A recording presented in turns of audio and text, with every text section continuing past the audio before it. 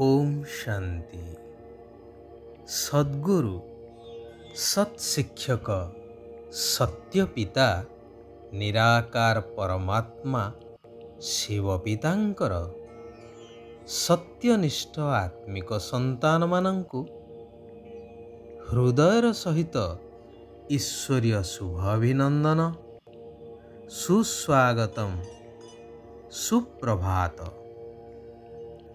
जेपरी कौनसी व्यक्ति अनेक दिन बाहरे रहिबा परे निज परिवार सहित मिसिबा पाई फेरुथिबा समय को चातक परि चाहि रही थाए। दिन जेते जेते पाखई आसु थाए मनरे उमंग आउ उत्साह सेते सेते बढ़ी चली थाए। परिवार सदस्य, साई पड़िशा, सांग साथी समस्तंकर चेहरा मानसपट को चली आसंती। एपरिकी गाँ भूईर दृश्य भी आखि आगरे नाची उठे। यह तो साधारण कथा जहाँ समस्ते अनुभव करिछंती। तेबे एबे आम समस्तंकु निजस्व घर अर्थात परमधाम ब्रह्मलोक को जीवाकु पड़िबो। ए कथा स्वयं सर्व आत्मांक पिता परमात्मा आसी स्मृति देउछंती। कहुछंती कि हे मोर आत्मिक संतानगण, एबे घर को फेरी जीवाकु हेबो। सेथिपाई देहर अभिमान को त्याग करि चाल।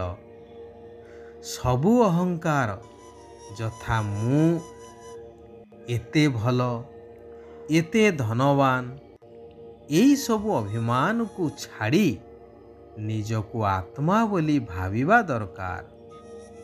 जेहेतु द्वापर जुगरु तुमे माने आत्मार स्मृति को भूली निजको शरीर भावी शरीरर बंधन रे एपरी छंदी होई जाइछ आहो फेरिबार बाट पाउनाह। जेभली मूसा जंता भितरे पशी तो जाउछि किंतु सतचेष्टा सत्वे मध्य से बाहर को बाहरी पारुनाही, ठीक सही भली। तेणु भगवानंकर श्रीमत हेउछि निजको ज्योतिर्बिंदु निराकार आत्मा भावी निराकार अशरीरी परमात्मा शिव पितांकु मने पकई चाल।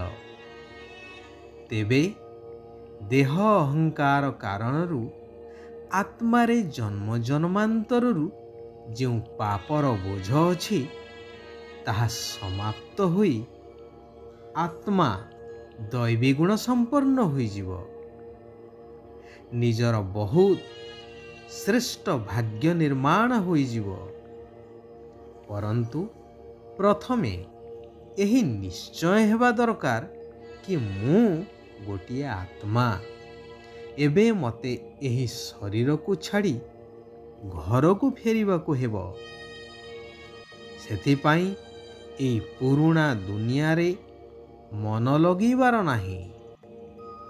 शिव बाबा आमको पाठ पढ़ौछंती एवं निज साथी रे घर को मध्य नहीं जिबे।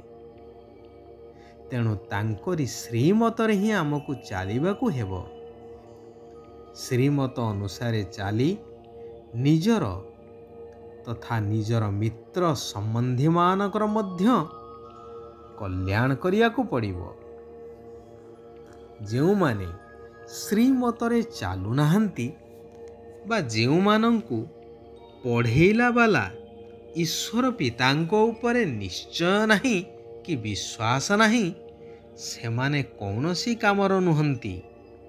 कारण अनेक जन्मरू मनमत परमत गुरुमत आदि रे चाली चाली बुद्धि भ्रष्ट होई पत्थर बुद्धि होई जाइछंती। ଏବେ ଏହି ଶ୍ରେଷ୍ଠ ମତରେ ନ ଚାଲିବା ଦ୍ୱାରା ନିଜର ଭାଗ୍ୟକୁ ନିଜେ ହରେଇ ବସିବା ସାର ହେବ। ଯେଉଁ ଈଶ୍ୱର ପିତାଙ୍କୁ ଅନେକ ଜନ୍ମ ହେଲା ଡାକି ଆସିଛେ, ସେହି ପିତା ଏବେ ଆସି ଆମମାନଙ୍କୁ ମନୁଷ୍ୟରୁ ଦେବତା କରୁଛନ୍ତି। ଏହାର ମହତ୍ତ୍ୱକୁ ଉପଲବ୍ଧି କରି ନିଜର ଭବିଷ୍ୟ ଭାଗ୍ୟକୁ ଶ୍ରେଷ୍ଠ କରିବା ପାଇଁ ଘର ଗୃହସ୍ଥରେ ରହି ସବୁକିଛି ନିମିତ୍ତ ହୋଇ ସମ୍ଭାଳି ବୁଦ୍ଧିକୁ ପରମାତ୍ମାଙ୍କ ସହିତ ଲଗେଇ ରଖିବା ବୁଦ୍ଧିମାନିର କାର୍ଯ୍ୟ ଅଟେ। ମହାମନୀଷୀମାନେ କହିଛନ୍ତି, କାଲିର କାର୍ଯ୍ୟ ଆଜି ଏବଂ ଆଜିର କାର୍ଯ୍ୟ ଏବେ କରିବା ଦରକାର।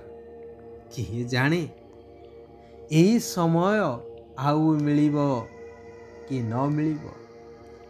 ଭଗବାନ କହୁଛନ୍ତି, ଏହି ସୃଷ୍ଟି ନାଟକରେ ହାର ଜିତ୍ ଦୁଃଖ ସୁଖର ଖେଳର ଅବଧି 5000 ବର୍ଷ। ପରନ୍ତୁ ଶାସ୍ତ୍ରରେ ଏହାକୁ ବହୁତ ଲମ୍ବା କରି ଲେଖିଦେଇଥିବାରୁ ସମସ୍ତେ ଆଜି ଭ୍ରମିତ ହେଉଛନ୍ତି। ଉଦାହରଣ ସ୍ୱରୂପ ଏହି କଳିଯୁଗର ଆୟୁଷକୁ ଶାସ୍ତ୍ରରେ କୁହାଯାଇଛି କି ଆହୁରି 40,000 ବର୍ଷ ବାକି ରହିଛି କଳିଯୁଗକୁ। ଥରେ ଚିନ୍ତା କରନ୍ତୁ ତ ଏହି କଥାର ସତ୍ୟତା ବିଷୟରେ। ଯେତେବେଳେ କି ବିଶ୍ୱ ଆଜି ଦୁଃଖ, ଅଶାନ୍ତି, ଭୟ ଅଗ୍ନିରେ ଛଟପଟ ହେଉଛି, ବୈଜ୍ଞାନିକ ଦୃଷ୍ଟିକୋଣରୁ ହେଉ, ଧାର୍ମିକ ବା ଆଧ୍ୟାତ୍ମିକ ଦୃଷ୍ଟିକୋଣରୁ ହେଉ ବା ସାମାଜିକ ବିଧି ବ୍ୟବସ୍ଥା ଦୃଷ୍ଟିକୋଣରୁ ହେଉ, ଏ କଥା କେହି ମଧ୍ୟ ସ୍ୱୀକାର କରିବେ ନାହିଁ କି ଏହି ସୃଷ୍ଟିର ଏବେ ଅନ୍ତିମ ସମୟ ଉପନୀତ। ତେଣୁ ଶିବ ବାବାଙ୍କ ସହିତ ସର୍ବଦା ସଚ୍ଚା ରହିବାକୁ ହେବ। କିଛି ବି ଲୁଚେଇବାର ନାହିଁ। ବହୁତ ରାଜକୀୟତା ପୂର୍ବକ ଏବଂ ବୁଦ୍ଧିମାନ ହୋଇ ଚାଲିବାକୁ ହେବ। ଯେହେତୁ ଭବିଷ୍ୟ ନୂତନ ଦୁନିଆ, ସତ୍ୟଯୁଗୀ ସ୍ୱର୍ଗ ଦୁନିଆରେ ତୁମେ ରାଜପଦ ପ୍ରାପ୍ତ କରିବା ପାଇଁ ପୁରୁଷାର୍ଥ କରୁଛ। 21 ଜନ୍ମ ପାଇଁ ପ୍ରତ୍ୟେକଙ୍କୁ ଆତ୍ମଜ୍ଞାନ ଦେଇ ଜୀବଦାନ ଦେବାର ମହାନ ସେବା କରି ପୁଣ୍ୟ ଆତ୍ମା ହେବାକୁ ପଡ଼ିବ। ଛୁଞ୍ଚିରେ କଳଙ୍କି ଲାଗିବା ଭଳି ବର୍ତ୍ତମାନ ଆତ୍ମାରେ ବିକାର ରୂପକ ଯେଉଁ କଳଙ୍କି ଲାଗିଯାଇଛି, ତାକୁ ଯୋଗର ଯାତ୍ରା ଦ୍ୱାରା ଛଡ଼େଇବାକୁ ପଡ଼ିବ। ଶିବ ବାବା କହୁଛନ୍ତି, ସ୍ନେହ ରୂପକ ଉଡ଼ାଣ ଦ୍ୱାରା ବାବାଙ୍କର ନିକଟବର୍ତ୍ତୀ ହେବାର ଅନୁଭବ କରି ସମ୍ମାନର ସହିତ ପାସ୍ ହୁଅ। ସ୍ନେହ ଏପରି ଏକ ଜିନିଷ, ତେଣୁ ସ୍ନେହ ରୂପକ ଉଡ଼ାଣ ହିଁ ଶାରୀରିକ ହିସାବରେ, ମାନସିକ ହିସାବରେ ଏବଂ ଆନ୍ତରିକ ହିସାବରେ ବାବାଙ୍କର ନିକଟବର୍ତ୍ତୀ କରିଦେଇଥାଏ। ତେବେ ସ୍ନେହର ଅର୍ଥ ହେଲା ବାବାଙ୍କ ନିକଟରେ ରହିବା ଏବଂ ପରିସ୍ଥିତି ରୂପକ ପରୀକ୍ଷାରେ ଉତ୍ତୀର୍ଣ୍ଣ ହେବା ସହିତ ପ୍ରତ୍ୟେକ ପରିସ୍ଥିତିକୁ ସହଜରେ ଅତିକ୍ରମ କରିଯିବା। ଯଦି ମାୟା ଏବଂ ପ୍ରକୃତିର ଝଡ଼ ତୋଫାନ ଠାରୁ ସୁରକ୍ଷିତ ରହିବାକୁ ଚାହୁଁଛ, ତେବେ ଶିବ ବାବାଙ୍କର ହୃଦୟ ସିଂହାସନର ଅଧିକାରୀ ହେଇଯାଅ। ଆଚ୍ଛା, ଆଜି ପାଇଁ ଏଇଠାରେ ଆମେମାନେ ବିରାମ ନେବା। ପୁନଶ୍ଚ ଆସନ୍ତାକାଲି ଆମେ ସମସ୍ତେ ଏକତ୍ରିତ ହୋଇ ସେହି କଲ୍ୟାଣକାରୀ ପରମାତ୍ମାଙ୍କର ଆଉ କିଛି ଅମୂଲ୍ୟ ମହାବାକ୍ୟକୁ ଶ୍ରବଣ କରିବା, ନିଜ ଜୀବନରେ ଧାରଣ କରି ନିଜର ଭାଗ୍ୟକୁ ଶ୍ରେଷ୍ଠ କରି ଗଢ଼ି ତୋଳିବା, ତା ସହିତ ସାରା ବିଶ୍ୱର ମଧ୍ୟ କଲ୍ୟାଣ କରି ଚାଲିବା। सारा विश्वर आत्मा माने सुख और शांतिर अनुभव करंतु। ओम शांति, ओम शांति, ओम शांति।